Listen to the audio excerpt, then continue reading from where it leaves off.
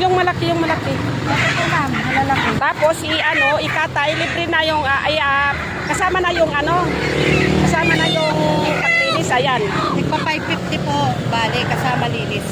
Tigpa 500 po, 150 po yung katay, 50 isa.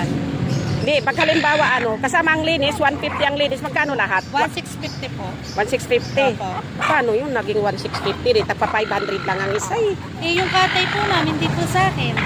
Pwede po kayong sa akin kayo magbabayad ng 1.5. Bali, kasama na ang katay niya. Magkano bayaran? 650 po, 50 isa. Yung katay po ma'am, hindi po sa amin.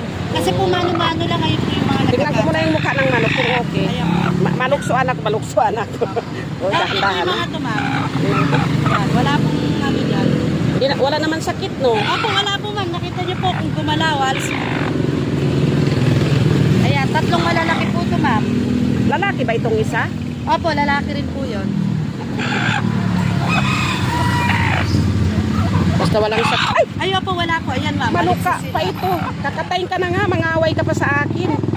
Ayan, maliligsis sila ma'am. Wala po may mga sakit yan. Healthy. Ang tatang mo. Ayan. Wala po may. Yung isa, tay. Healthy po sila lahat ma'am. Pero mataba naman. No? Ay, opo, matataba po ma'am. Ito pong tatlo. O, sige na.